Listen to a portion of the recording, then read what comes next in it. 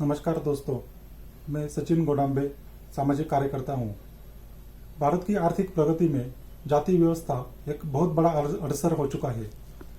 इसे नष्ट करने के लिए एक नया और प्रैक्टिकल फॉर्मूला मैंने महाराष्ट्र और केंद्र सरकार को लगभग 2.5 साल पहले ही भेजा है। कई अन्य राज्य सरकारों को भी ये भेज रहा हूँ ताकि कोई एक भी राज्य सरकार अगर इस पर अमल करे तो अन्य सरकारों को पर अपने आप दबाव आएगा।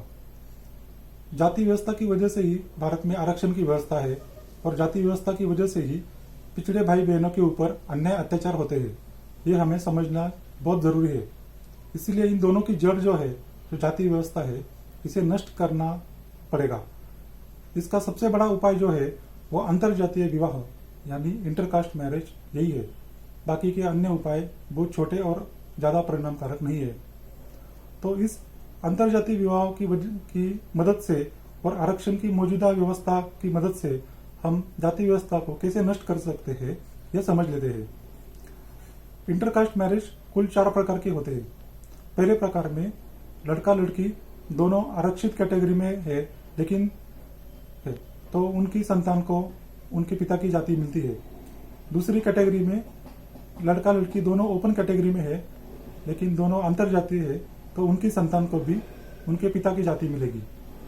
तीसरी कैटेगरी में लड़की ओपन कैटेगरी में है और लड़का आरक्षित कैटेगरी में है, तो उनकी संतान को भी मौजूदा व्यवस्था में उनके पिता की ही जाति मिलेगी।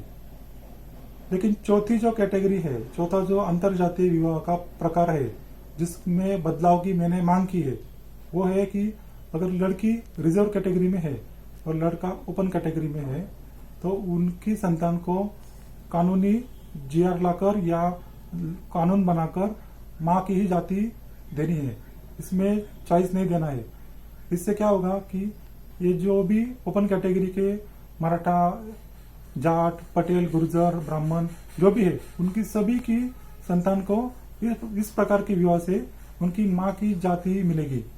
तो जन्मतः उन सबको आरक्षण, उनकी माँ की जाति जिस कैटेगरी में है उसका आरक्षण मिलेगा। इससे आरक्षण के भागीदार बढ़ेंगे।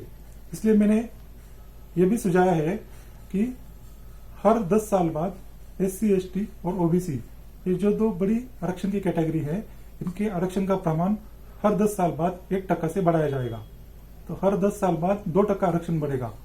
इस तरह से 50% से 100% तक जाने के लिए हमें 25 बार आरक्षण बढ़ाना पड़ेगा।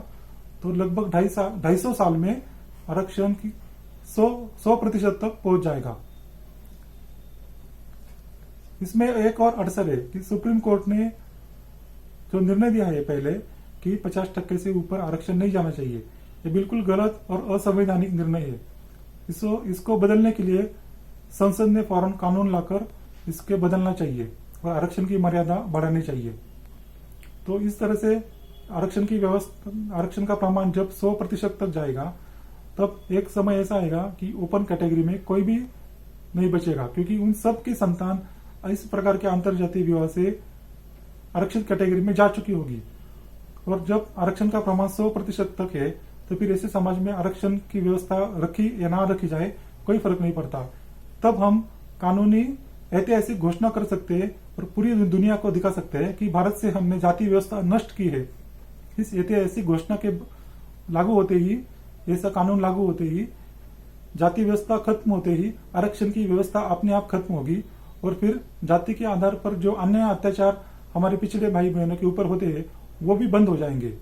इसलिए हम सबका कर्तव्य है कि हम राज्य और केंद्र सरकार पर दबाव डालें कि इस एक बदलाव करे कि जब इंटरकास्ट मैरिज में लड़की अगर रिजर्व कैटेगरी में है और लड़का ओपन कैटेगरी में है, तो उनके बेटों को बेटियों को माँ की ही जाति मिलनी चाहिए। जब यह बदलाव होगा और बाकी जो सुझाव दिए हैं आरक्षण का प्रमाण बढ़ाने का और सुप्रीम कोर्ट का निर्णय रद्द करने का, तब हम जाति व्यवस्था पूरी तरह से नष्ट करने की तरफ जा सकते हैं। इसलिए हर भारतीय को ये समझ लेना चाहिए कि इस तरह से हम जाति व्यवस्था पूरी तरह से नष्ट कर सकते हैं। धन्यवाद।